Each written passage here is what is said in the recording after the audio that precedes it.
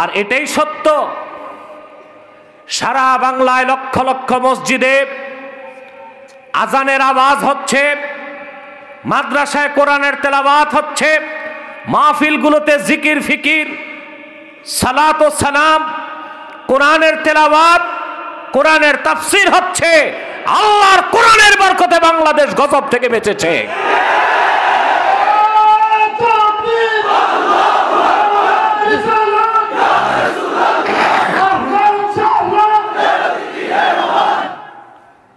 প্রিয় ভাই বন্ধুগণ, বাংলাদেশে যত কোরআন কারীমের মাহফিল বাড়বে, দেশে কল্যাণ বাড়বে, বরকত বাড়বে, রহমত বাড়বে, সুখ শান্তি বাড়বে। কিন্তু মাহফিল বাড়তেছে, এটা তো ভালো লক্ষণ। যাত্রা কমতেছে, থিয়েটার কমতেছে, সার্কাস কমতেছে, পালাগান কমতেছে, আউল বাউল ফাউলদের দিন শেষ হচ্ছে। এতে দেশের এক শ্রেণীর তথাকথিত ডেসপারেট ভণ্ড নেতা এবং বুদ্ধিজীবীদের গায়ে আগুন জ্বলছে, ঠিক কিনা? তার তো বলেই ফেলছে কে কিছু আলেম মাহফিলের নামে মানুষকে ধর্মান্ধ বানায়। তার দুঃখ, এখন পালাগান কমে গেছে, এখন আর গানের আসর কমে যাচ্ছে, যুবকরা কোরআন মুখী হয়ে যাচ্ছে। আমি চিন্তা করলাম, আহারে, বাংলাদেশে যে এক ওয়াক্ত নামাজ পড়ে না, 6 ওয়াক্ত মদ খায়, ও তো জানে যে গান বাদ্য ভালো না, মাহফিলি ভালো। কিন্তু যেই নেতাই কথা বলে, এটা কোন শয়তান? আমি শয়তান আগে দেখি নাই, ওরে দেখে বুঝলাম শয়তান এইরকমই হয়।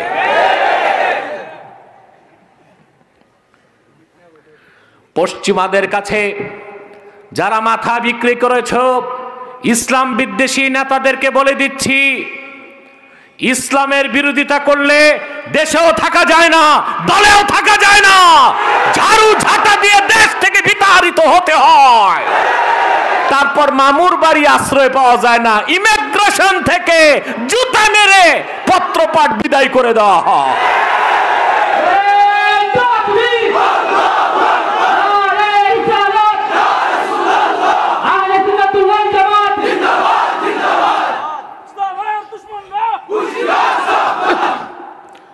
প্রিয় ভাই বন্ধুগণ, তাহলে মাহফিল বাংলাদেশে হচ্ছে, লক্ষণ ভালো না খারাপ?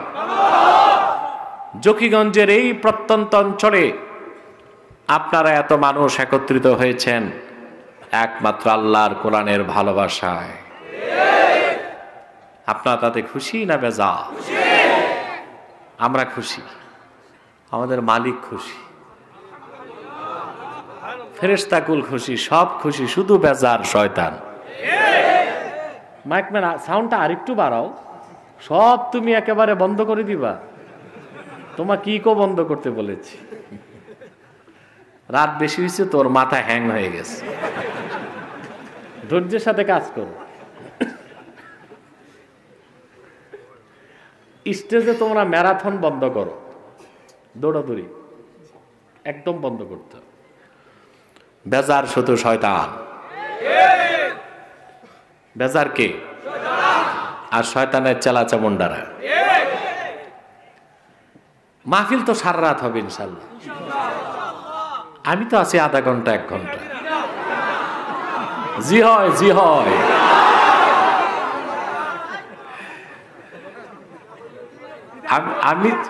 আমি যে কোথায় এসেছি আমি চিন্তা করতে পারতেছি। একরকম অ্যারেস্ট করে আনছে, পিছে 2 গাড়ি, সামনে 1 গাড়ি, মাঝখানে আমি, পালানোর পথ ছিল না। প্রিয় ভাই বন্ধুগণ, আমরা খুশি, ঠিক কিনা? তুমি যারা দাঁড়ায় আছো ওরা বেজার। তোমরা খুশি থাকলে বসো না ভাই। আসলে আমাদের মাহফিলে তো অনেক হিন্দুরাও আসে, অমুসলিমরাও আসে। তাদেরকে আমরা বসতে বলি না, লজ্জা পায়। আমরা মনে করি দাঁড়িয়ে থাকো আর শোনো। ওই রকম হিন্দু ছাড়া, অমুসলিম ছাড়া মুসলমান যারা, বসো আল্লাহর হস্তে। তবে যাদের জিন্সের প্যান্ট তারা বইসো না। এখন বাংলাদেশে জিন্সের প্যান্ট কমতেছে। এটা আমি আগে বুঝতাম না, যে আগে কি ঠ্যাং দিয়ে সেলাই করে না সেলাই করে ঠ্যাং দেয়, এটা বুঝতাম না। এদেরকে বসতে বলে না, এরা বসলে তো চিচেন ফাঁক, দরকার নাই, দাঁড়িয়ে থাক। মোটামুটি আলহামদুলিল্লাহ আমাদের প্যান্ডেল ভরে আছে, একটু একটু জায়গা আছে ডানে বামে, এগুলো পূরণ করে আমরা বসে যাই। আপনাদের পরিবেশটা সুন্দর, প্যান্ডেলটাও ভালো করেছেন, কিন্তু শীত হিসেবে আরেকটু সাইড কাপড় দরকার ছিল। সে যাই হোক, ভাবছে হুজুর জোয়ান মানুষ, টেম্পারেচার ঠান্ডা আরো কমলেই বাকি, কিন্তু ঠান্ডা লেগে গেলে তো মুশকিল। আমরা নিয়ত করছি, আল্লাহর কোরআন থেকে যে কথাগুলো শোনাচ্ছে এর আগে শয়তান যত অসহসা দিক আমরা উঠবো না ইনশাআল্লাহ। আমরা নেক নিয়ত করে শয়তানের নাপাক গালে একটা চপেটা ঘাত করতে চাই। আমরা নিয়ত করছি কিছুক্ষণ পরে আমরা একটা লেসন, একটা মেসেজ নিয়ে বাড়ি যাবার আগে উঠবো না একজন কে কে হাত তুলে আমার আল্লাহকে দেখা, হাত নামান, আল্লাহ কবুল করুন, আল্লাহ মঞ্জুর করুন, বলুন আল্লাহ আমিন। প্রিয় ভাই বন্ধুগণ, আর দেরি নয়, সরাসরি মূল আলোচনায় প্রবেশ করছি। আমার সঙ্গে আপনারাও পড়ুন, যেন প্রতিটি অক্ষরে নূর আল্লাহ তাআলা আমাদের সিনায় মানকুশ করে দেন, বলেন আল্লাহ আমিন। পড়ুন, আউযু বিল্লাহি মিনাশ শাইতানির রাজীম, বিসমিল্লাহির রাহমানির রাহিম।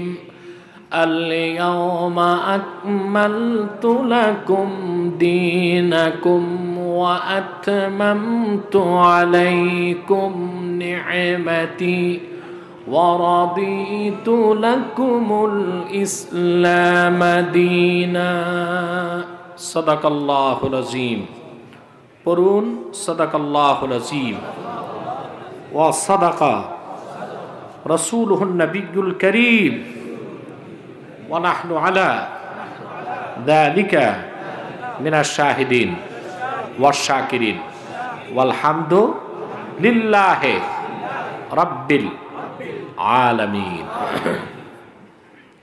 আল্লাহ তাআলা কোরআন কারীমে ইরশাদ করেছেন, আল ইয়াউমা আকমালতু লাকুম দীনাকুম, আজকের এই মহাপবিত্র দিনে আমি তোমাদের জন্য দিনকে পরিপূর্ণ করে দিলাম। সুবহানাল্লাহ। ওয়া আতমামতু আলাইকুম নি'মাতি, আর তোমাদের উপর আমার নেয়ামতকে পরিসমাপ্ত করলাম। ওয়া রাদিতু লাকুমুল ইসলামা দীনা, আই আখতারতু লাকুমুল ইসলামা দীনান ফাকাত, একমাত্র আমার রাসূল মুহাম্মদ সাল্লাল্লাহু আলাইহি ওয়াসাল্লামের আনিত দ্বীনকে, ইসলামকে আমি দিন হিসেবে মনোনীত করলাম, স্বীকৃতি দিলাম। সুবহান। খুশি হয়েছেন না? যতটুকু খুশি হওয়ার দরকার ছিল তা হতে পারেন নাই, কারণ আপনারা কোরআন শরীফ বুঝেন না, ঠিক কিনা? আমি একটি উদাহরণ দিচ্ছি, একটি ফজিলত বলছি এই আয়াতের। হাদিসটি এসেছে সুনান তিরমিজিতে, হাদিসটি আছে সহিহ বুখারীতে, হাদিসটি আছে আহমদ বিন হাম্বলের মুসনাদে। হযরতে আব্দুল্লাহ বিন আব্বাস রাদিয়াল্লাহু তাআলা আনহুমা, তিনি একদিন সূরা মায়দা তেলাওয়াত করছিলেন। যখন তিনি আল ইয়াউমা আকমালতু লাকুম এই অংশে আসলেন, ওনার সামনে বসা ছিল মুসলমানদের সাথে তৎকালীন আরবের সেরা ইহুদি ধর্মের কিছু আলেম। তন্মধ্যে অন্যতম ছিলেন কাবুল আহবার, কিনা? আব্দুল্লাহ বিন আব্বাসের মুখে এতটুক তেলাওয়াত শুনে, আল ইয়াউমা আকমালতু লাকুম এই আয়াত শুনে বসার থেকে ইহুদি দাঁড়ায় গেছে। কাবুল আহবার, সে ছিল তখন ইহুদি ধর্মের সেরা আলেম। কাবুল আহবার বললেন, আব্দুল্লাহ বিন আব্বাস, এত সুন্দর এত চমৎকার আয়াত কোরআনে আছে তা তো আমি জানতাম না, কখনো শুনি নাই। লাউ নাযালাত হাযিহিল আয়াতু আলাইনা লাত্তাখাযনা যালিকাল ইয়াওমা ঈদা। যদি এইরকম একটি আয়াত আমাদের নবী মুসার উপর নাজিল হতো, আয়াত নাজিলের দিনটিকে খুশির আতিশয্যে আমরা ঈদের দিন বানায় ফেলতাম।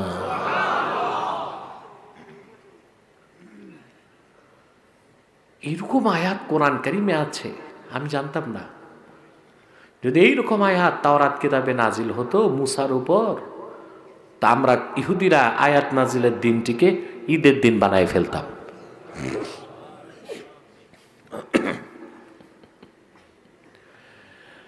সাইয়েদনা আব্দুল্লাহ বিন আব্বাস জবাব দিলেন,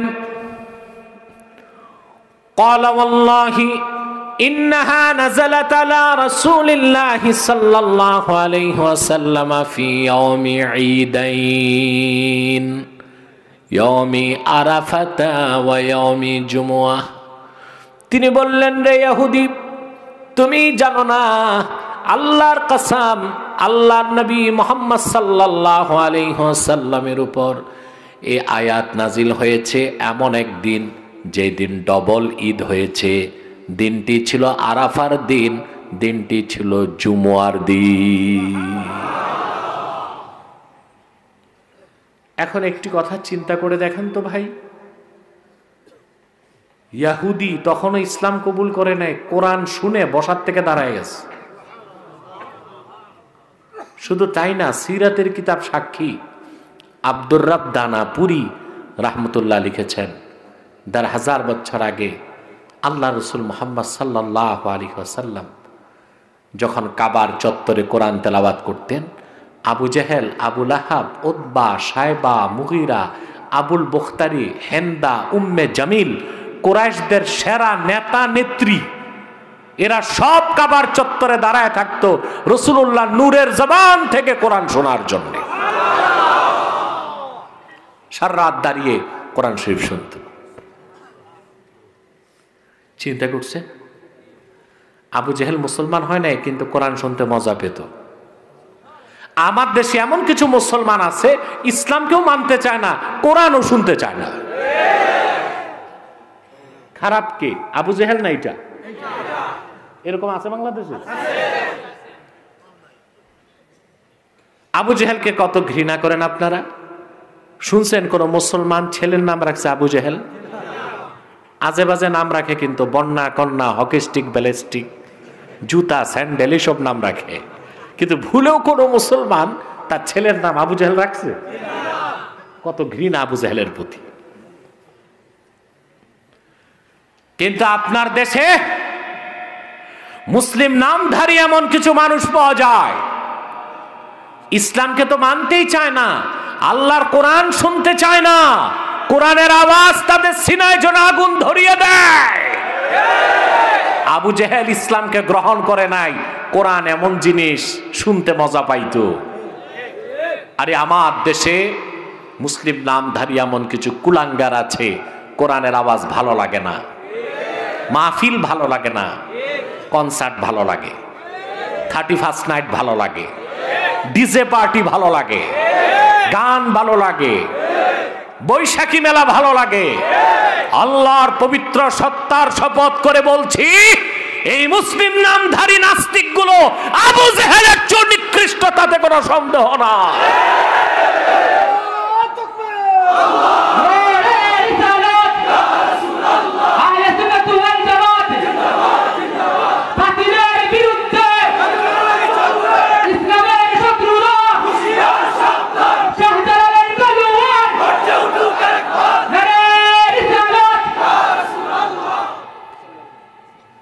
বাংলাদেশে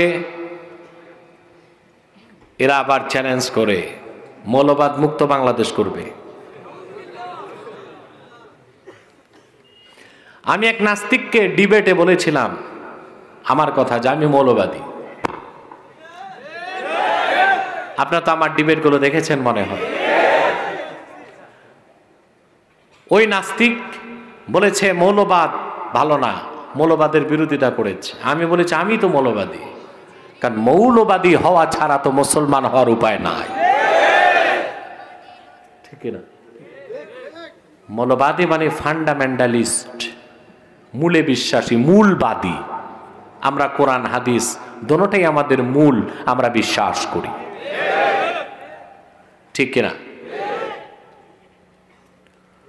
প্রিয় ভাই বন্ধুগণ, আয়াতের ফজিলত বললাম যে আল-ইয়াওমা আকমালতু লাকুম দীনাকুম আয়াত নাজিল হয়েছে এমন একদিন যেদিন ছিল হজের দিন, যেদিন ছিল জুমার দিন। সুবহানাল্লাহ। আয়াত নাজিলের পর সাহাবায়ে কেরাম আনন্দে আত্মহারা। শুধু একজন মানুষ কান্না করতেছে, আবু বকর সিদ্দিক রাদিয়াল্লাহু তাআলা। যুবক সাহাবীরা রেগে গেলেন, তারা বললেন লিমা ইয়াবকি হাযা শেখ, এই বৃদ্ধ মানুষটি কেন কান্না করছে আনন্দের মুহূর্তে? সিদ্দিক আকবর বললেন, যুবকেরা তোমরা যতটুকু আনন্দিত হয়েছ এই আয়াত নাজিলের কারণে আমি কম আনন্দিত হই নাই।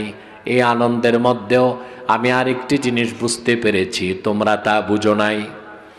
শোনো যুবকেরা, আল্লাহ তাআলা দিনকে কায়েম করার জন্য, পরিপূর্ণ করার জন্য, দিন কায়েমের জন্য একজন দুইজন নয়, লাখের উপর নবী প্রেরণ করেছেন, কিন্তু দিন পরিপূর্ণ হয় নাই।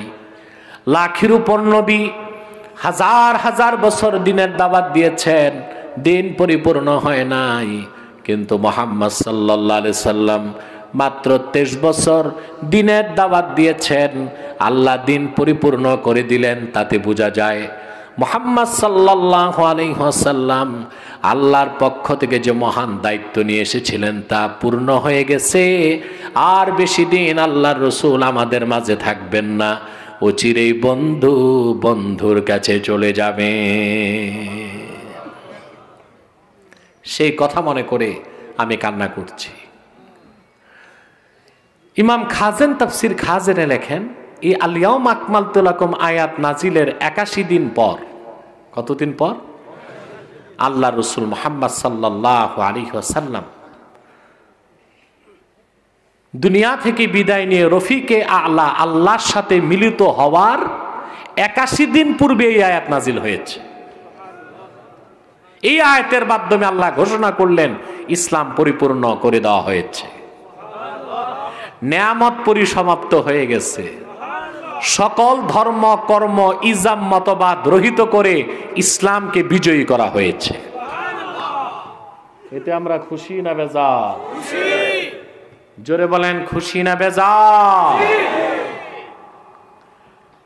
আমরা কি সেই দ্বীনের অনুসরণ করি? কথা বলেন, বিশ্বাস তো করি। ভালো করে বুঝেন, আমার দিকে তাকান। বাংলাদেশের মুসলমান সব বুঝে, শুধু দিন বুঝে না। আর দিন না বুঝার কারণে নিজেদের মধ্যে ঝগড়া বিবাদ বেড়েই চলছে। দ্বন্দ্ব না আমাদের দেশে বেশি? কথা বলে না। সব জায়গায় তো দ্বন্দ্বই দেখতে পাই, নেতায় নেতায় দ্বন্দ্ব, আলেম আলেম দ্বন্দ্ব, পীরে পীরে দ্বন্দ্ব, মাতব্বরে মাতব্বরে দ্বন্দ্ব, মহল্লায় মহল্লায় দ্বন্দ্ব, রাজনৈতিক নেতাদের দ্বন্দ্ব, এক ঘরে এক বিছানায় স্বামী স্ত্রী দ্বন্দ্ব, একজন উত্তর দিক একজন দক্ষিণ দিক, মাঝখানে কোল বালিশ, দ্বন্দ্বই দ্বন্দ্ব, ঠিক কিনা? এর মূলভূত কারণ দিন থেকে আমরা দূরে আছি আর দিনকে বুঝার চেষ্টা আমরা করি না, ঠিক কিনা? তাহলে দিন ইসলামকে আল্লাহ পরিপূর্ণ করে দিয়েছেন, ঠিক কিনা? এখন আসেন, আল-ইয়াওমা আকমালতু লাকুম দীনাকুম, আজকে আমি তোমাদের জন্য দিনকে পরিপূর্ণ করলাম। এই দিন অর্থ কি তা তো বুঝতে হবে। দিন বুঝেন? আমার দিকে তাকান, দিন বুঝেন? এই যে এখন রাত, কালকে দিন আসবে নাকি? আল্লাহ তাআলা কোরআন কারীমে 4টি বিষয়কে দিন বলেছেন। আমরা কোরআন কারীম না বুঝে শুধু আবিধানিক অর্থ করে সমাজে ফিতনা সৃষ্টি করি। যেমন কেউ কেউ কোরআন শরীফ থেকে দলিল দিতেছে ধর্ম যার যার, উৎসব সবার। ধর্ম যার যার, তার তার। কোথায় আছে? আল্লাহ বলছেন লাকুম দীনুকুম ওয়ালিয়া দিন, সহিহ আল বুখারী। শোনেন নাই আপনারা? এটা কি সহিহ বুখারীতে এসছে না কোরআন শরীফে?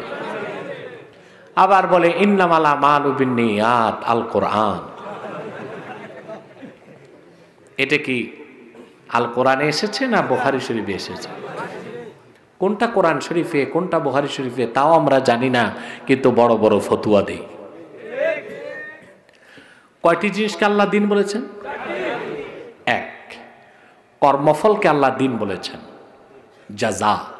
যেমন আল্লাহ তাআলা বলেছেন আলহামদুলিল্লাহি রাব্বিল আলামিন আর রহমানির রহিম মালিকি ইয়াউমিদ্দিন। আল্লাহ নিজেকে বলেছেন মালিক ইয়াউমিদ্দিন, আয় মালিকি ইয়াউমিল জাযা, বিচার দিনের মালিক তিনি, যেদিন আল্লাহ মানুষকে কর্মফল দিবেন, ভালো কাজের পুরস্কার, খারাপ কাজের পুরস্কার। সে কর্মফলকে আল্লাহ তাআলা কি বলেছেন? দিন। এই জন্য আরবিতে বলা হয় কামা তাদিনু তুদান, যেমন কর্ম তেমন ফল। এই একই অর্থে আল্লাহ কর্মফল অর্থে দিন বলেছেন লাকুম দিনুকুম ওয়ালিয়া দিন। ওখানে দিন অর্থ ধর্ম না, আই লাকুম জাযাউকুম ওয়ালি জাযাই। কাফেররা, তোমরা যে শিরক কুফর করো, মূর্তি পূজা করো, এটার উপযুক্ত শাস্তি আল্লাহ তোমাদেরকে দিবেন। ওয়ালিয়া দিন আই ওয়ালিয়া জাযাই। আর আমি যে আল্লাহর তাওহীদের ঘোষণা করি, সেই মহা পুরস্কার আল্লাহ আমাকে দিবেন। দিন অর্থ কি এখানে ধর্ম না কর্মফল? কিন্তু আমরা অর্থ করতেছি কি, আল্লাহ কইছে যার যার ধর্ম তার তার। তাহলে আল্লাহ তাআলা কয়টি জিনিসকে দিন বলেছেন? ভালো করে বুঝতেছেন? ঘুমাচ্ছেন না তো? কে কে ঘুমান একটু হাত উঠান। বাহ, মাঠে বেতার লোকের সংখ্যা তো কম নাই। সুফি দরবেশরা পিছে কি করতেছে? এদিকে আছে, কোনো মোবাইল ডিভাইসে না লাগে কাঁপতে। আপনারা ঘুমাইয়াও হাত তুলতে পারেন, বাহ। আপনারা আলেমে নম না আলেমে বারজাখে আছেন মনে হয়। প্রিয় ভাই বন্ধুগণ, আল্লাহ তাআলা চারটি বিষয়কে দিন বলেছেন। তার প্রথমটি কি? এই তো মাশাআল্লাহ, বুঝতেছেন? আলহামদুলিল্লাহ। এরকম কোয়ালিফাইড শ্রোতা থাকলে কথা বলতে আনন্দ লাগে। আলহামদুলিল্লাহ। আমি দেখছি বাংলাদেশে এখন যুবকরা আর কোরআন হাদিসের বাইরে কথা শুনতে চায় না, কেচ্চা কাহিনী শুনতে চায় না, গীত শুনতে চায় না, নাচ গানও দেখতে চায় না। এরা এখন কোরআন হাদিস শুনতে চায়, ঠিক কিনা? একটা সময় ছিল মাহফিলের স্টেজগুলোর পরিবেশকে নষ্ট করে দেওয়া হয়েছিল। নাচা নাচে, কমেডি, কৌতুক, হাসা হাসি, ঠিক কিনা? তারপর দেখতাম স্টেজে মারামারিও চলতেছে, সময় নিয়ে বক্তা বক্তা লেগে গেছে স্টেজে। এসব থেকে আল্লাহ তাআলা আলেম সমাজকে রক্ষা করুন। কারণ নাস্তিকদের দূরবীনটা শুধু আলেমদের দিকে। আলেম সাহেব নিজের বউ নিয়ে গেল, মনে মনে চিন্তা করে কার বউ যেন নিয়ে যাচ্ছে। আর ওরা যে সমানে ক্লাবে বদমাশি করে তাতে সমস্যা হয় না। দূরবীনটা কাদের দিকে? কিছুদিন তো আমাদের দেশের আলেমরা কাবিননামা পকেটে নিয়ে চলছে। দুঃখ করে তখন বলেছিলাম আমি, স্বাধীন দেশে আমরাই পরাধীন। কারা পরাধীন? আমরাই পরাধীন। ইনশাআল্লাহ নিরাশ হয় না ইসলামপন্থীরা। এই বাংলায় কোরআন সুন্নাহর বিপ্লব হবে, পরাধীনতার শৃঙ্খল মুক্ত করে কালেমার ঝান্ডা উড়বেই উড়বে। সময় লাগবে।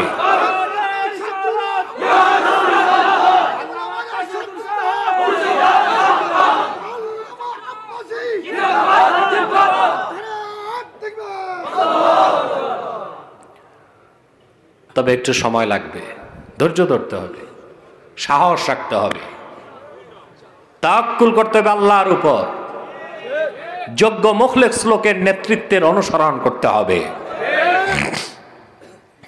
প্রিয় ভাই বন্ধুগণ, তাহলে চারটি বিষয়কে আল্লাহ তাআলা দিন বলেছেন। তার প্রথমটি হলো কর্মফল, দ্বিতীয়টি হচ্ছে আল্লাহ তাআলা ঈমানকে দিন বলেছেন। ইমান কি কি বলছে? وَمَن يَبْتَغِي غَيْرَ الْإِسْلَامِ دِينًا فَلَن يُقْبَلَ مِنْهُ وَهُوَ فِي الْآخِرَةِ مِنَ الْخَاسِرِينَ। আল্লাহ রাব্বুল আলামিন বলেন, وَمَن يَبْتَغِي غَيْرَ الْإِسْلَامِ دِينًا فَلَن يُقْبَلَ مِنْهُ وَهُوَ فِي الْآخِرَةِ مِنَ الْخَاسِرِينَ। যেই হতভাগা ঈমান আনলো না, ঈমান গায়রাল ইসলামী দীনান, অর্থাৎ ইসলামের উপর বিশ্বাস স্থাপন করলো না, এখানে দিন ঈমানকে বলেছেন। ফালা ইউকবালা মিনহু, তার নামাজ রোজা হজ যাকাত কিছুই কবুল হবে না। ওয়া হুয়া ফিল আখিরাতি মিনাল খাসিরিন, সে ক্ষতিগ্রস্তদের কাতারে শামিল থাকবে। সূরা হুজুরাতও আল্লাহ তাআলা ঈমানকে দিন বলেছেন। কুল আতুআল্লিমুনাল্লাহা বিদীনিকুম আই ঈমানিকুম, এখানে ঈমান দিন অর্থে আল্লাহ বলেছেন, দিনকে ঈমানকে দিন বলেছেন। কথা বুঝতেছেন? তাহলে আল্লাহ তাআলা কর্মফলকে দিন বলেছেন, ঈমানকে দিন বলেছেন। ইতাআত আনুগত্য ইবাদতকেও আল্লাহ দিন বলেছেন। যেমন আল্লাহ তাআলা বলেন, ওয়ামা উমিরু ইল্লা লিয়া'বুদুল্লাহা মুখলিসিনা লাহুদ্দিন, আর তাদেরকে এ কথারই নির্দেশ করা হয়েছিল তারা একমাত্র ইবাদত করবে আল্লাহর, মুখলিসিনা লাহুদ্দিন। আর দিন মানে তাআত, ইবাদত, ইবাদত আনুগত্যকে খালেস করবে আল্লাহর জন্য। তাহলে দিনের আমরা কয়টা অর্থ পেলাম? তিনটা শুনলাম। কয়টা শুনলাম? দিনের একটি অর্থ হচ্ছে কর্মফল, দিনের আরেকটি অর্থ নিয়েছেন আল্লাহ তাআলা ঈমান, দিনের আরেকটি অর্থ আল্লাহ তাআলা নিয়েছেন ইবাদত। 4 নম্বরে আল্লাহ তাআলা বলেন, আল-ইয়াওমা আকমালতু লাকুম দীনাকুম ওয়া আতমামতু আলাইকুম নি'মাতি ওয়া রাদিতু লাকুমুল ইসলাম দীনা। এখানে দিন হচ্ছে শরীয়তে মুহাম্মাদি, জীবন বিধান। বলেন সুবহানাল্লাহ। দিনের অর্থ এখানে কি? জীবন বিধান। অর্থ কি? জীবন বিধান। তাহলে কয়টি অর্থ আল্লাহ নিলেন? দুঃখের সাথে কি বলবো ভাই, আজকে বাংলাদেশে লাউ, কদু, কুমড়া, শশা যেমন হাইব্রিড, কিছু স্কলার ইসলামিক বেরিয়েছে, এরাও হাইব্রিড। এরাও কি?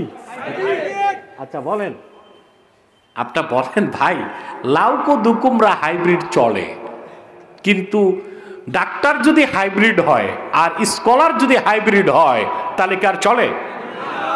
চলবে?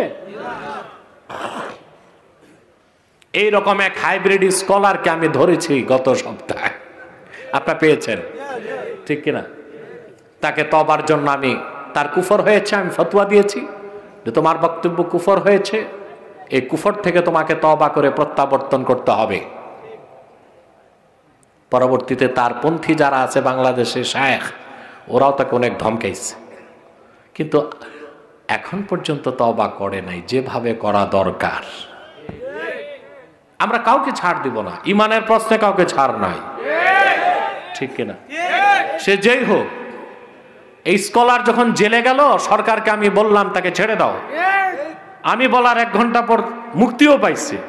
এবার এটা যেই দৃষ্টিতেই দেখেন, আমার সরকার ভয় পাইছে না আমার দোয়া কবুল হয়েছে আমি জানি না, কিন্তু যখন সে কুফর করলো আমি তাকে পাকড়াও করেছি, আমি বলেছি তোমার কুফর হয়েছে, তোমাকে তওবা করতে হবে, তুমি কাফের হয়ে গিয়েছো, তোমাকে তওবা করে মুসলিম হতে হবে।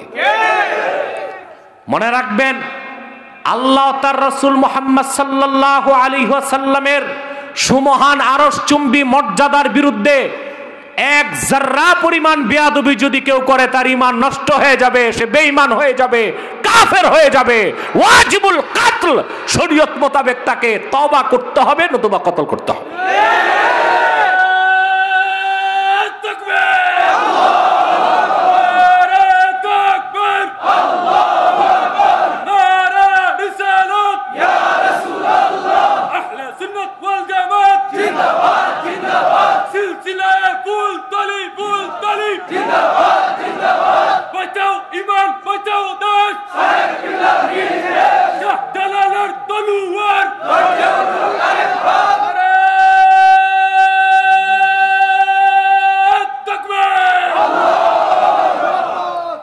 প্রিয় ভাই বন্ধুগণ, তাহলে আল্লাহ তাআলা চারটি বিষয়কে দিন বলেছেন। চতুর্থ যে বিষয়কে আল্লাহ তাআলা দিন বলেছেন তা হচ্ছে জীবন বিধান। এটা কি? এখন দেখেন হাইব্রিড বক্তার, হাইব্রিড স্কলার কি করতেছে, শব্দ একটা আসছে দিন, কিন্তু চার জায়গায় আল্লাহ অর্থ নিয়েছেন কয়টা? কথা বলেন। আর আপনি কোথায় কি অর্থ নিবেন এটা নির্ধারণ করতে হবে হাদিস থেকে। হাদিস বুঝার জন্য পড়তে হবে উসুলে ফিকহ, ঠিক না? কোরআন শরীফ বুঝার জন্য পড়তে হবে উলুমে কোরআন, উসুলে তাফসীর, ঠিক না? তারপরে উসুল ফিকহ তাফসীরে সব পড়ার জন্য আপনাকে আরবি লুগাত বুঝতে, নাহও সরফ পড়তে হবে। এই সব পড়তে অন্তত 10টা বছর মাদ্রাসায় পড়তে হবে। একটু আরবি শিখে অভিধান দেখে 2 বছরে হাইব্রিড স্কলার হয়ে যদি লেকচার দেন তো নিজের ইমানও যাবে, অন্যের ইমানও যাবে, ঠিক না? আমি একটা উদাহরণ দিচ্ছি আপনাদেরকে, ছোট্ট উদাহরণ। এসএসসি পাস করে এইচএসসি পাস, এইচএসসির পর যে গোল্ডেন জিপিএ 5 পায় সে মেডিকেলে চান্স পেতে পারে টিকলে, নাকি? চিন্তা করেন তো, একটি ছেলে এইচএসসি পাস করার পরে গোল্ডেন জিপিএ 5 পাওয়ার পরে কয়েক লক্ষ ছাত্রের সাথে ভর্তি পরীক্ষা দিয়ে মেডিকেলে চান্স পায়। তারপর সে মেডিকেলে যোগ্য প্রফেসরের কাছে 6 বছর এমবিবিএস এর বইগুলো পড়ে। কয় বছর? তারপর ডিগ্রি পায় কি? এমবিবিএস মানে মা বাবার বেকার সন্তান না, মানে মেডিকেল সায়েন্সে সে ব্যাচেলার হয়েছে, ঠিক কি না? এটা বাংলাদেশে এখন কোনো ডাক্তারই না এমবিবিএস, এটা এখন মোড়ে মোড়ে আছে। অন্তত এফসিপিএস করতে হবে, মানের ডাক্তার হইতে হবে, ঠিক কি না? এইচএসসি পাস করে আপনি যে বইগুলো পড়লেন মেডিকেল সায়েন্সে কয় বছর? 6 বছর। ওই বইগুলো সব বাংলা আছে। এখন আপনি 2 পাস, কি পাস? 2 পাস। আপনি যদি এমবিবিএস এর 6 বছরের বইগুলো বাংলাতে 12 বছর পড়েন বুঝে বুঝে চশমা দিয়ে, তারপর যদি জকিগঞ্জ সদরে একটা চেম্বার দিয়া বসেন রুগী দেখতে, মাসে কয়জন মরবে কয়জন বাঁচবে ভাই? হ্যাঁ, বাঁচার সম্ভাবনা তো একজনও নাই। দেখেন এক লোক দাঁতের ডাক্তারের কাছে গেছে, গ্রাম দেশে দাঁতের ডাক্তার বসতো আগে বট গাছের নিচে, নাপিতরা বসতো, এটা ডাক্তারও বসতো, কিছু হাতুরা ডাক্তার। এখন এগুলো নাই বাংলাদেশে। গেছে দাঁতের ডাক্তার দেখাতে, যে দেখে ডাক্তারের দুরবস্থা। বট গাছের নিচে ডাক্তার কি করবে? টেবিল একটা, 3টা পায়া, ঠিক একটা বাঁশ। গেছে ডাক্তারের কাছে, স্যার আমার দাঁত একটা নড়ে, ফেলে দেন। কয় ঠিক আছে, কত ফিস? 10 টাকা। বট গাছের নিচে ডাক্তারের কাছে তো আর সায়েন্টিফিক ইনস্ট্রুমেন্ট নাই, কামারের দোকানে সারাশি আছে না, এই একটা দিয়ে খুব কসরত করে দাঁত একটা ফেলছে। 10 টাকা যখন বের করছে, কয় না তোমার ফিস 40 আসছে। কয় কেন স্যার? বলে তোমার চিৎকারে তো আমার 3 রুগী ভাগছে। তো তাদের 30 আর তোমার দাঁতের 10, এ 40। রুগী চিন্তায় পড়ে গেছে যে আসলাম নড়বড়ে দাঁত নিয়ে, আর এত কষ্ট করে দাঁত বের করলো কেন? হাঁ করে দেখে নড়াটা জায়গা মতোই আছে, ভালোটাই ফেলে দিচ্ছে। সেজন্য ফার্সিতে একটা কথা আছে, নিম্মুল্লাহ খাত্রে ইমান, নিম হাকিম খাত্রে জান। হাতুরা মৌলবী ইমান নষ্ট করে, হাতুরা ডাক্তার জীবন নষ্ট করে। দুঃখে বললাম আজকে টক শোগুলোতে দেখা যায় কিছু উকিল, ম্যাজিস্ট্রেট, ব্যারিস্টার, চুলদারি পাকছে, জীবনও মাদ্রাসায় পড়ে নাই, ওনারা হয়ে গেছে গবেষক। ওনারা কোরআন হাদিস থেকে কথা বলতেছে, অথচ কোরআন হাদিস ধরার জন্য যে যোগ্যতা লাগে সেটা অর্জন করতে পারে নাই। তা দিন শব্দের কয়টা অর্থ নিলেন আল্লাহ তাআলা? আল ইয়াউমা আকমালতু লাকুম দীনাকুম, এখানে দিন অর্থ কি? জীবন বিধান, শরিয়াহ মুহাম্মাদিয়া, আল মুতাহহারাতুল মুআত্তারা। বলেন সুবহানাল্লাহ। এতটুকু বুঝছেন? এরপরে আল্লাহ তাআলা বলেন ওয়া আতমামতু আলাইকুম নি'মাতি, তোমাদের উপর আমার নিয়ামতকে পরিসমাপ্ত করলাম। তার মানে দিনকে আল্লাহ পরিপূর্ণ করেছেন এবং পরিসমাপ্ত করেছেন। দিন ইসলামে কিছু বাকি রাখেন নাই। একটি হচ্ছে ইকমাল আর একটি হচ্ছে ইতমাম। ইকমাল হচ্ছে পরিপূর্ণ করা, পরিপূর্ণ করা, আর ইতমাম হচ্ছে পরিসমাপ্ত করা। আল্লাহ দিন ইসলামকে শুধু পরিপূর্ণ করেননি, বরং পরিসমাপ্ত করেছেন, পরিপূর্ণ করেছেন। সুবহানাল্লাহ। এটা বুঝেন নাই? আমি একটু বুঝাই দিই। আপনি সূরা ইয়াসিন পড়া শুরু করছেন, অর্ধেক পড়ার পরে লোক এসে ডাক দিছে, ভাই আপনার বাবা অসুস্থ, আপনাকে ডাকতেছে।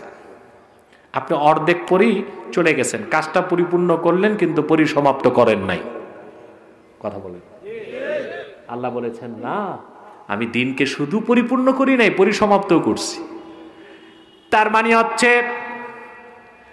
আমি আমার হাবিব মুহাম্মদ সাল্লাল্লাহু আলাইহি সাল্লামের মাধ্যমে এমন এক পরিপূর্ণ পরিসমাপ্ত দিন ইসলাম বিশ্ববাসীকে দিলাম, যে দিনের অনুসারীদের ইহকালীন কল্যাণ ও পরকালীন মুক্তির জন্য অন্য কোন আদর্শ, কোন মতাদর্শ, কোন নেতা, কোন ইজামের কাছে হাত পাতার দরকার হবে না।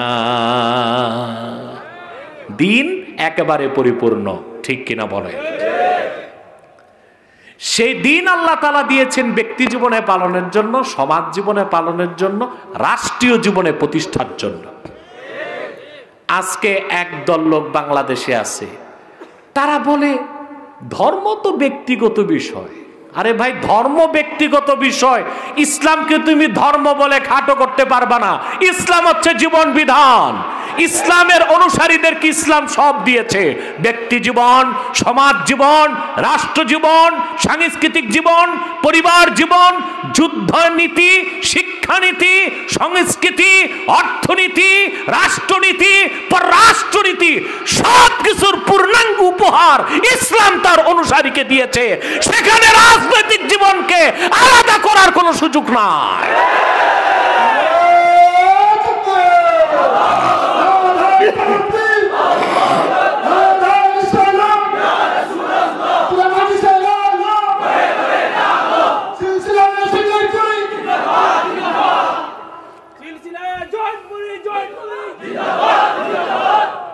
প্রিয় ভাই বন্ধুগণ, কথা খেয়াল করছেন? আমার দিকে তাকান। ইসলাম পরিপূর্ণ, ঠিক কিনা?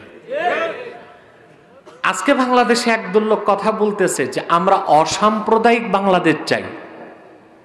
কি চাই? ইসলাম দিন রাষ্ট্রীয়ভাবে কায়েম হলেই অসাম্প্রদায়িক বাংলাদেশ সম্ভব।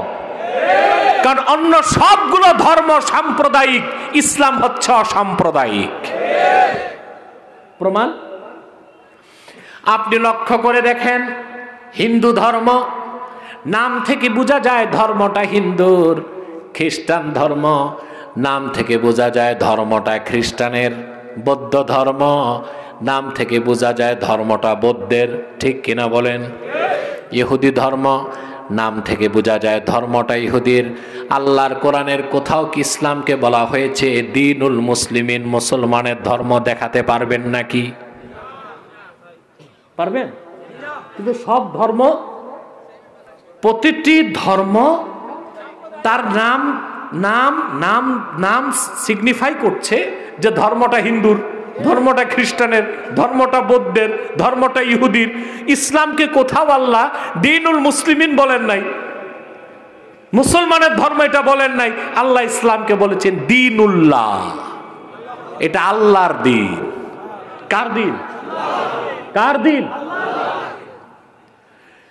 আল্লাহ রাব্বুল আলামিন বলেন ইযা জাআ নাসরুল্লাহি ওয়াল ফাতহু ওয়া রাআইতান নাসা ইয়াদখুলুনা ফি দীনিল্লাহি আফওয়াজা। ইসলামকে আল্লাহ বলেছেন দ্বীনুল্লাহ।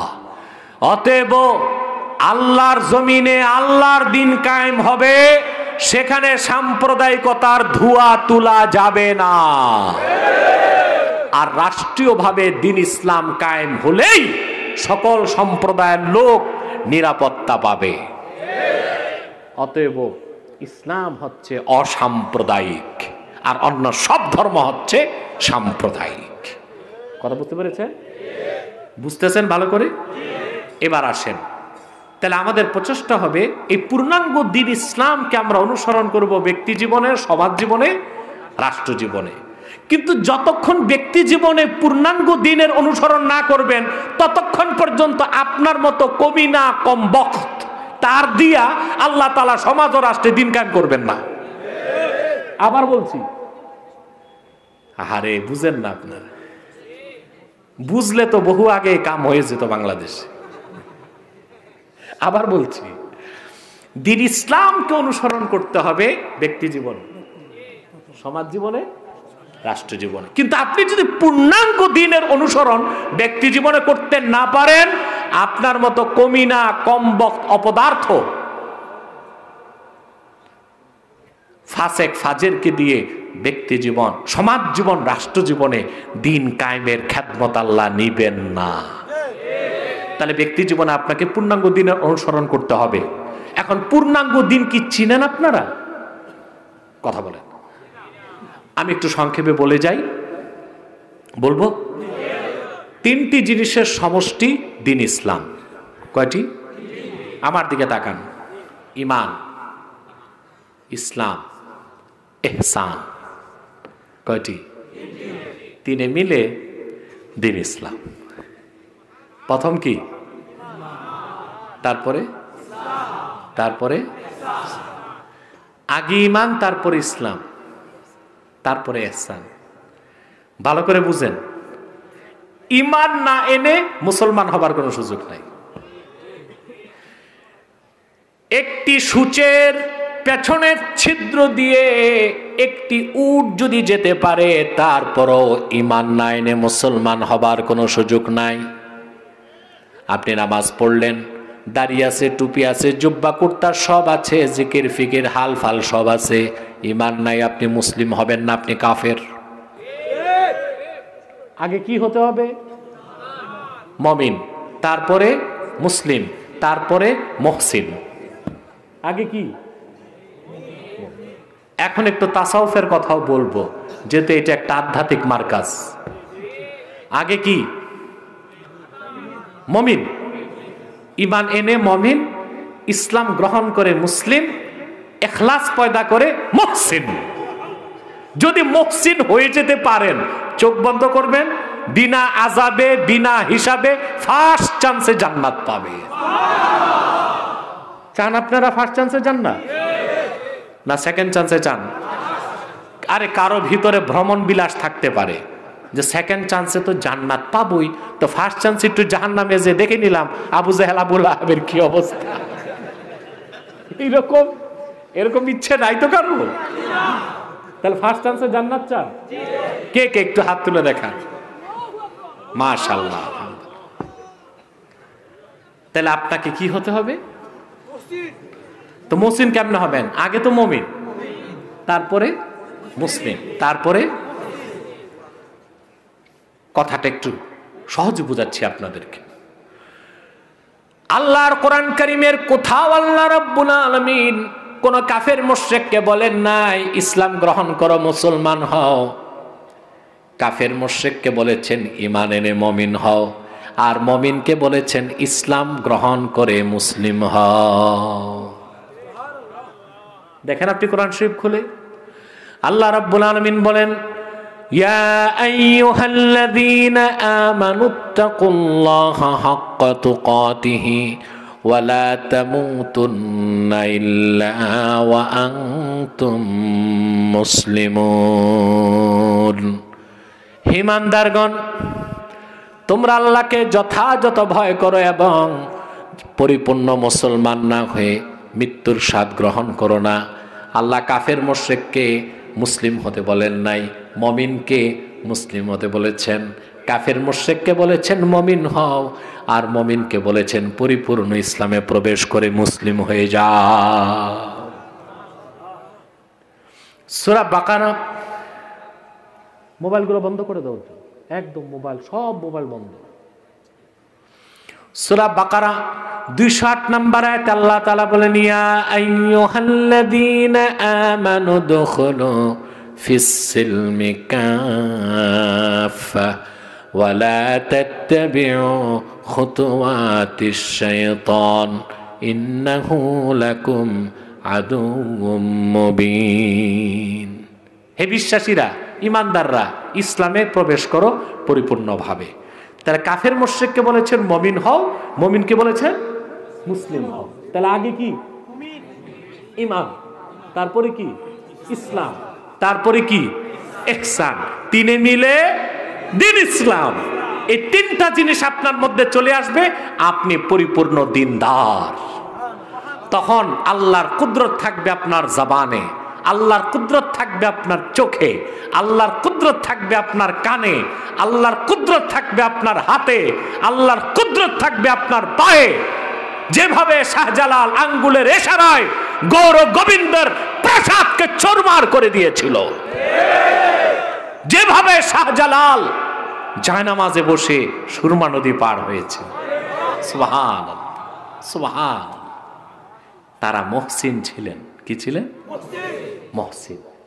আমরা মুমিন, কেউ কেউ মুমিন মুসলিম, আর তারা ছিলেন। এই যে তাসাউফ তরিকতের মূল শিক্ষাটাই ইহসান। মূল শিক্ষা কি? অর্থাৎ মানুষগুলোকে ধরে ধরে মুহসিন বানানো। কি বানানো? সুবহানাল্লাহ, সুবহান। কথা বুঝতেছেন?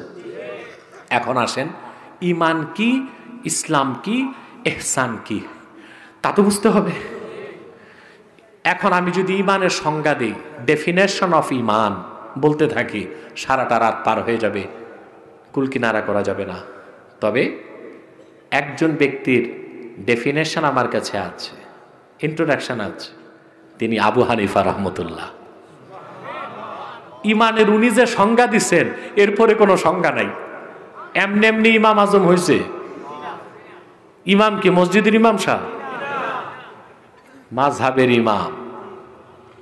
80 হিজরিতে জন্ম, 4 জন সাহাবী সাক্ষাৎ লাভ করছে, 1200 তাবিনের কাছে যে হাদিস নিয়েছেন, ফিকহ শিখছেন।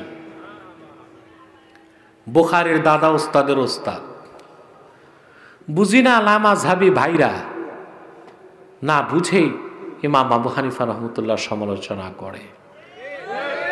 আসলে প্রাইমারির ছাত্র তো বুঝবে না যে বিশ্ববিদ্যালয়ের ভাইস চ্যান্সেলরের বিদ্যার বহরটা কি, নাকি? অন্তত ভাইস চ্যান্সেলর যে কি তা বুঝতে ক্লাস 6-7 পাস করা দরকার, না আরেকটু? এসএসসি পাস তো করতে হবে আরেকটু। ওনারা ভুল ধরে ইমাম আজমের। আফসোস, এদেরকে দেখলে অনেক সময় মায়াও লাগে লামাযহাবীদেরকে, অনেক সময় দয়াও লাগে, অনেক সময় কষ্টও লাগে। না বুঝে ওনারা ফতুয়া দিতেছে। আমরা যে ডাকি আসো বসো বুঝো, ভালো মতো বুঝো, এটা বুঝবে না।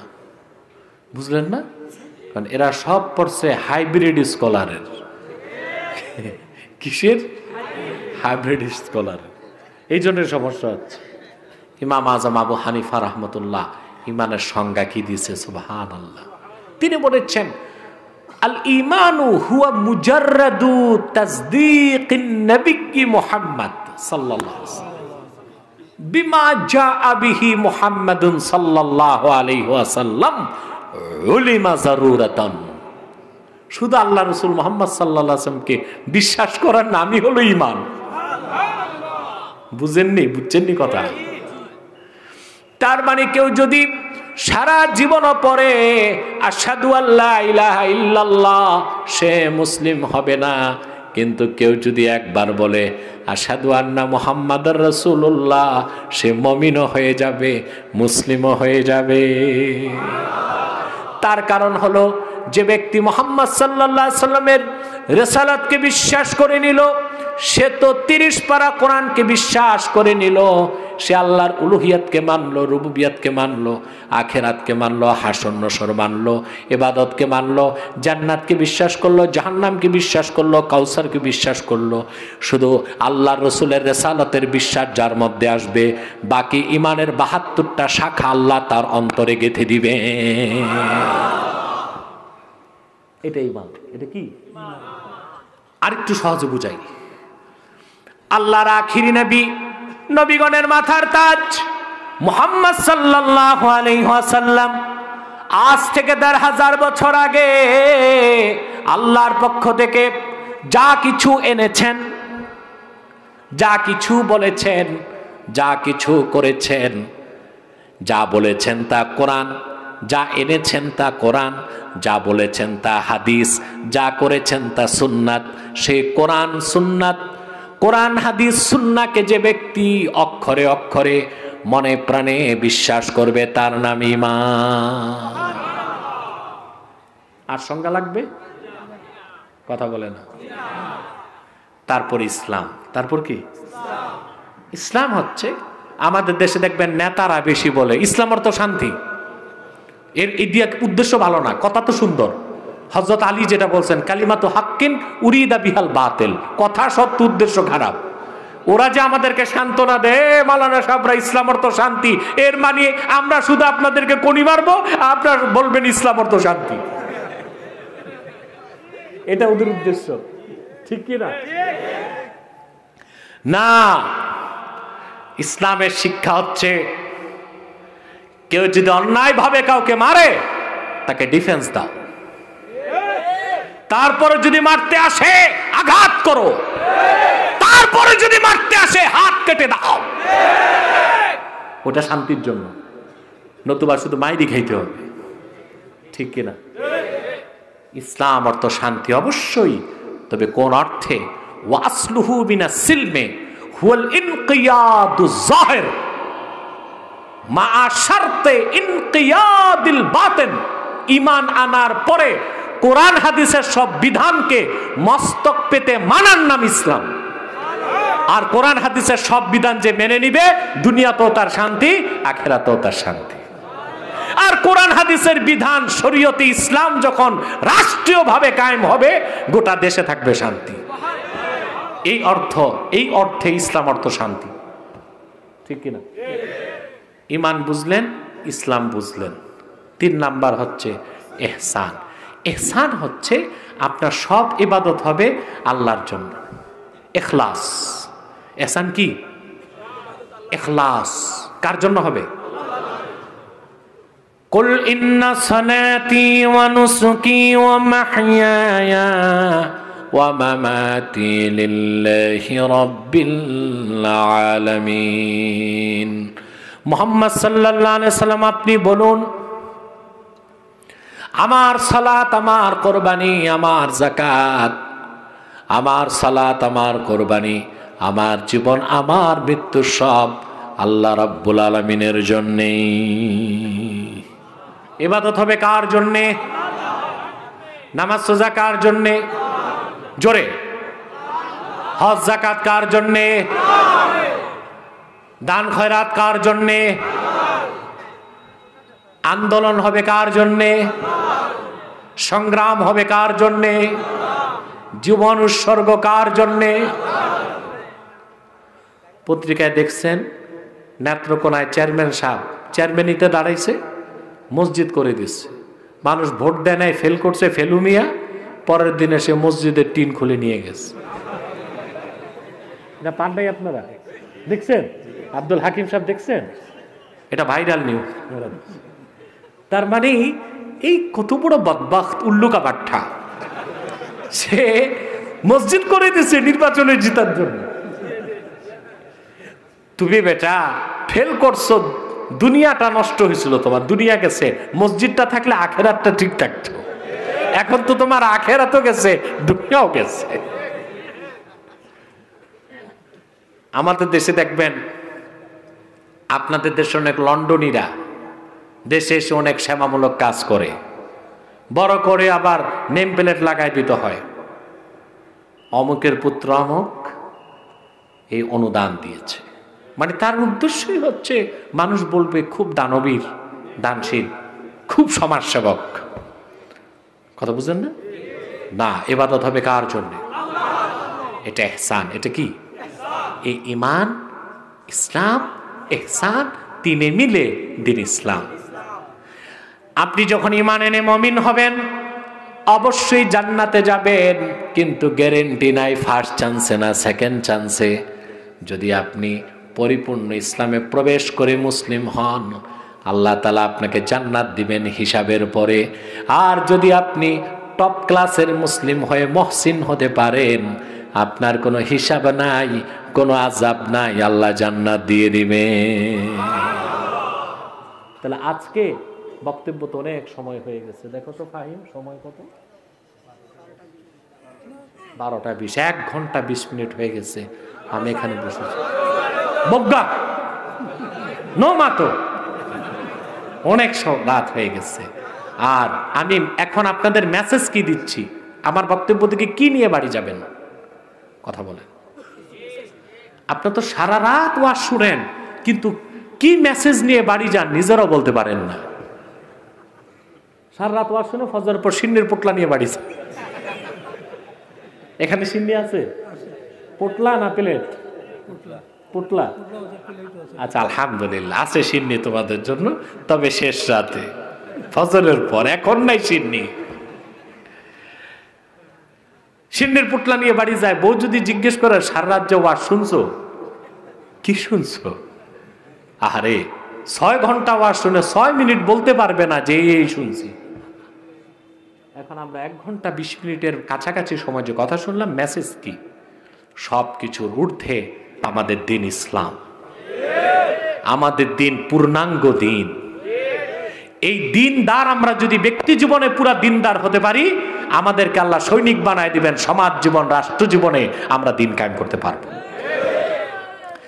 সেই দিনদার পরিপূর্ণ হতে আমাদেরকে পরিপূর্ণ ইমানদার হতে হবে, আর শরীয়তের সব বিধান মানতে হবে, আর সব আমল করতে হবে আল্লাহ তাআলার খুশির জন্যে। আমরা তা পারবো? সাদাকাল্লাহুল আযীম ওয়া সাদাক।